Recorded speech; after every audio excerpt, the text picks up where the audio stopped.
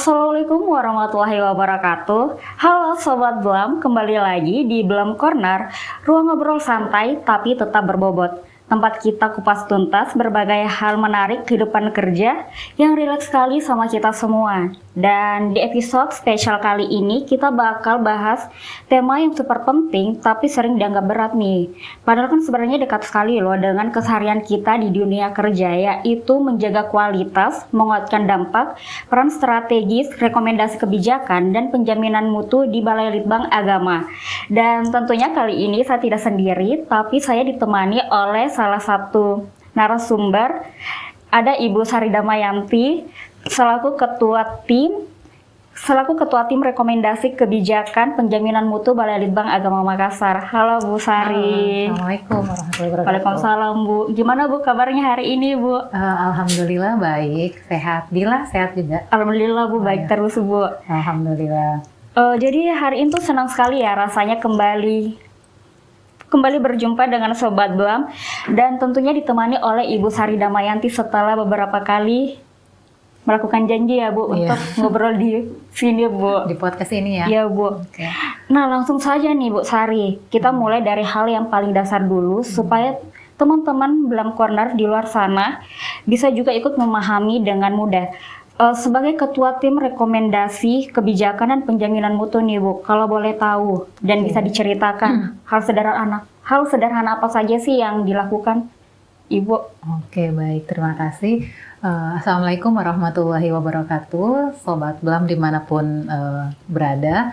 Pertama-tama terima kasih untuk tim podcast Blam yang telah memberikan ruang dan waktu untuk kami tim rekomendasi kebijakan dan penjaminan mutu. Nah mungkin untuk Mbak Dila, tim ini merupakan salah satu tim yang mungkin dibentuk di awal tahun sebagai tim rekomendasi kebijakan dan penjaminan mutu. Nah, jadi rekomendasi kebijakan dan penjaminan mutu itu merupakan salah satu bagian di Balai Litbang Agama Makassar yang memiliki tugas untuk menyusun. Jadi menyusun rekomendasi kebijakan dari seluruh program-program kerja yang dilakukan oleh Balai Litbang Agama Makassar. Dan juga untuk tambahan ada penjaminan mutu, kami itu dibentuk khusus untuk bagaimana melakukan penjaminan untuk seluruh item-item kerja yang akan keluar maupun yang akan dilaksanakan dalam konteks pelaksanaan program-program yang ada, seperti itu. Jadi sebenarnya mungkin bahasanya saja yang rumit ya, rekomendasi kebijakan dan penjaminan mutu. Namun mungkin memang secara garis besar adanya tim ini untuk bagaimana kami mengawal program mungkin sebelum terlaksananya program di Balai Litbang Agama Makassar, pada saat pelaksanaan hingga pada saat pasca pelaksanaannya, seperti itu. Baik Bu Sari, jadi sebenarnya peran tim ini tuh cukup krusial ya Bu, memastikan hasil kerja itu sampai selesai. Dan kita bicara nih soal prosesnya nih Bu. Kalau boleh tahu dalam proses menyusun rekomendasi kebijakan, langkah-langkah apa saja sih yang biasanya dilakukan oleh tim? Nah baik, mungkin salah satu hal yang mungkin teman-teman Sobat Blam harus ketahui ya, bahwa di setiap kantor, mungkin salah satunya di Balai Litbang Agama Makassar itu ada satu jabatan fungsional, yaitu analis kebijakan. Nah, jabatan fungsional ini merupakan yang salah satu yang mungkin dalam tanda kutip krusial untuk lembaga ini, karena memang diharapkan untuk melakukan pengkajian-pengkajian dalam membantu atasan atau membantu stakeholder dalam proses pemberian kebijakan yang terjadi di lingkup unit kerja hingga ke skop daerah kayak gitu, atau wilayah kerja dari suatu satker tersebut. Nah, langkah-langkahnya sebenarnya memang sangat mudah ya. Dalam artian memang secara peraturan itu teman-teman analis kebijakan itu sudah memiliki payung hukum, terus langkah-langkah apa yang harus mereka lakukan. Nah, secara garis besar oleh tim rekomendasi kebijakan ini adalah sebelum kami membuat rekomendasi kebijakan, pasti ada namanya isu-isu strategis yang ada kayak gitu. Jadi dalam artian dalam 1 tahun kerja itu sebelum terlaksananya program kerja akan ada perumusan program kerja yang akan dilakukan oleh satker. Jadi bukan hanya analis kebijakan, tapi ada fungsional-fungsional lain yang akan berkolaborasi kayak gitu. Hingga anggaplah kita pelaksanaan program itu telah dilakukan. Nah, di sini teman-teman analis kebijakan akan menerbitkan rekomendasi kebijakan dalam artian naskah-naskah kebijakan, entah itu policy brief, policy paper. Nah, tergantung dengan apa yang menjadi target dari satker tersebut. Nah, untuk penyusunan rekomendasi kebijakan memang selain yang awalnya itu kita harus tahu isu-isu apa yang ada, dan kami harus punya data yang kuat, kayak gitu, datanya yang kuat, lalu kami harus melakukan analisisnya, analisa terhadap apa isu strategis yang ada. Nah, dari hasil analisa inilah sehingga kami bisa menerbitkan satu yang namanya rekomendasi kebijakan yang akan digunakan oleh stakeholder, kayak gitu. Jadi akan output dari rekomendasi kebijakan ini adalah tim rekomendasi juga akan melakukan pengawalan, gitu, apakah rekomendasi yang diberikan itu sudah sesuai tidak dengan stakeholdernya, kayak gitu. Jadi memang selain kompleksitasnya itu agak besar, tapi namun dalam langkah-langkah ini kita membutuhkan kolaborasi antar berbagai pihak sampai suatu naskah kebijakan itu terbit dan digunakan oleh stakeholder. Seperti itu, Mbak Dila. Berarti memang ada Bu proses yang cukup sistematis dan tidak bisa asal-asalan ya Bu? Ya, betul, memang ketika berbicara tentang proses memang bukan hanya di rekomendasi kebijakan saja dan penjaminan mutu ya, tapi diharapkan di seluruh lini pekerjaan itu ada proses gitu. Jadi selain output atau hasil yang kita harapkan sesuai dengan target, tapi dibutuhkan proses-proses kerja yang mendukung terlaksananya hasil tersebut, sehingga teman-teman analis kebijakan itu tidak boleh lepas dari aturan-aturan yang ada. Kami harus banyak membaca, kami harus banyak menganalisa dan melihat problematika yang ada di sekitar kita, sehingga hal-hal ini harus dikaitkan dan kita bisa mendapatkan satu rekomendasi kebijakan yang sesuai, kayak gitu.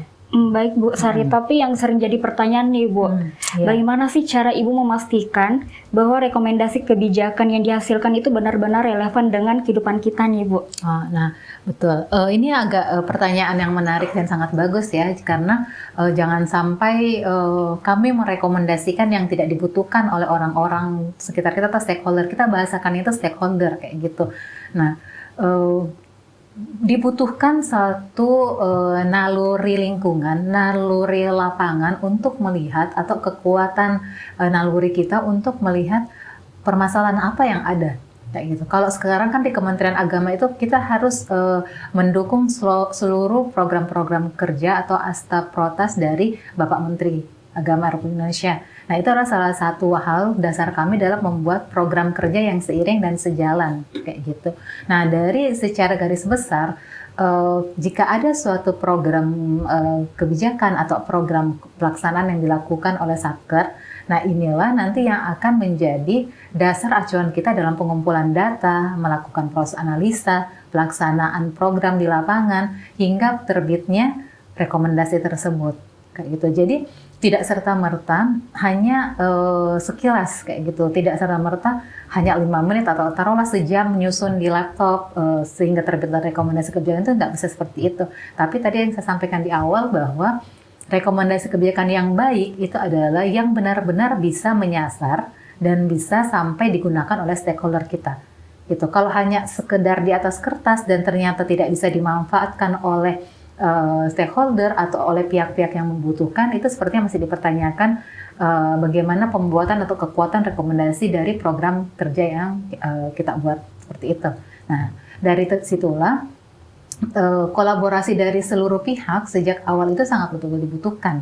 Gitu. Jadi teman-teman analis kebijakan itu tidak bisa berdiri sendiri. Gitu. Kita membutuhkan kekuatan data dari misalnya fungsional statistisi, kayak gitu, teman-teman statistisi yang melakukan pengolahan data.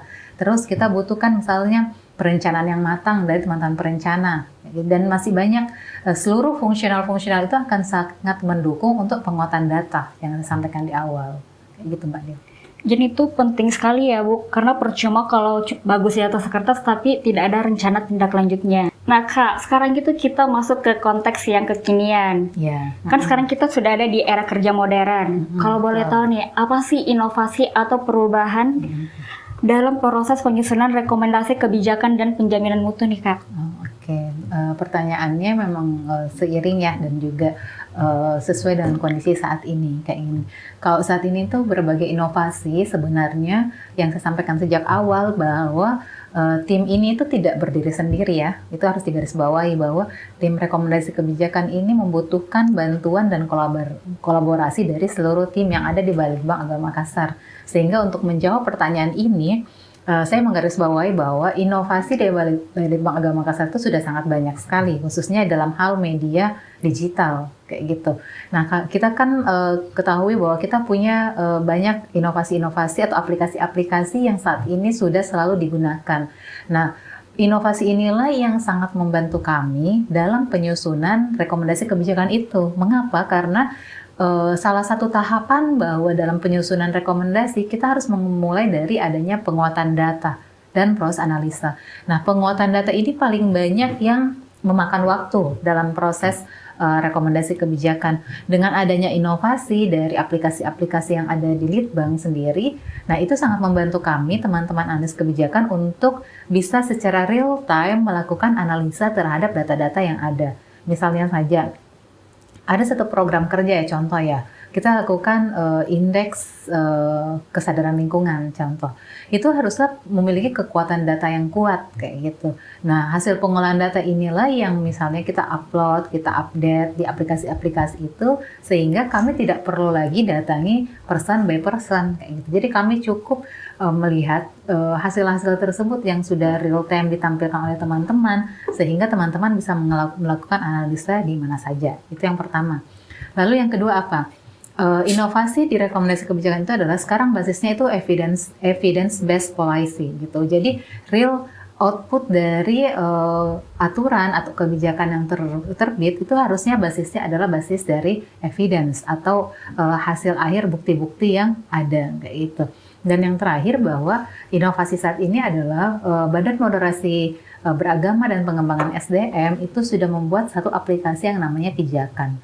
Jadi aplikasi Pijakan ini adalah seluruh output atau seluruh rekomendasi kebijakan yang terbit di seluruh satker akan kita upload di sana. Gitu. Jadi untuk melihat kira-kira rekomendasi apa yang dibutuhkan oleh stakeholder, silahkan bisa diakses di aplikasi tersebut. Gitu. Jadi itu real kolaborasi tadi yang saya sampaikan bukan hanya basisnya di dalam internal tim saja, tapi antar tim yang ada di Litbang hingga sampai ke atasan kita atau ke Badan Moderasi Beragama dan Pengembangan SDM seperti itu, Mbak. Berarti cukup berkembang juga ya Bu, sering dengan perubahan zaman. Dan betul sekali seperti yang Ibu Sari katakan tadi bahwa kolaborasi memang jadi kunci supaya hasil rekomendasinya itu bisa lebih kuat dan berdampak luas.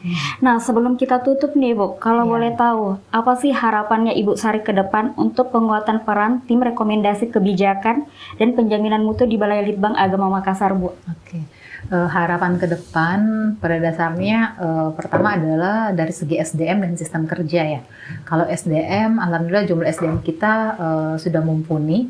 Nah sekarang mungkin kami secara berkesinambungan untuk saling menguatkan dari hal pengetahuan, kemampuan dalam menganalisa, dan juga keyakinan diri, kepercayaan diri dalam pembuatan rekomendasi kebijakan. Itu yang pertama. Lalu yang kedua adalah sistem kerja. Pembuatan atau penyusunan sistem kerja ini harus sejak awal dari base-nya dulu kayak gitu. Kalau sistem kerja yang kita terapkan itu sudah kuat, kita tidak perlu lagi ada mengingatkan gitu, pengingat bahwa si A tugasnya ini, si B tidak. Tapi sejak awal kita sudah melakukan pembagian peran tugas masing-masing.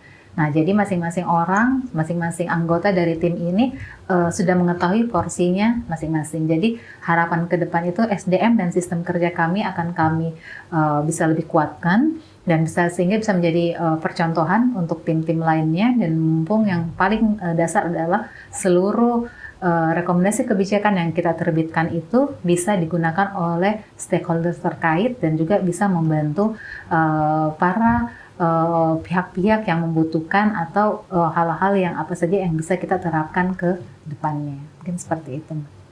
Oh, baik, Ibu Sari, dan terima kasih atas insight yang sudah diberikan pada hari ini, dan semoga apa yang disampaikan oleh Ibu Sari bisa membuka wawasan kita semua bahwa di balik sebuah kebijakan yang baik ada proses panjang yang perlu pertimbangan dan kualitas yang perlu dijaga dengan serius.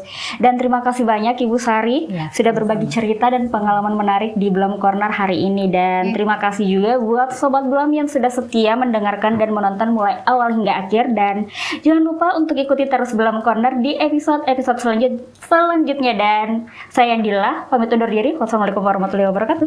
Waalaikumsalam warahmatullahi wabarakatuh.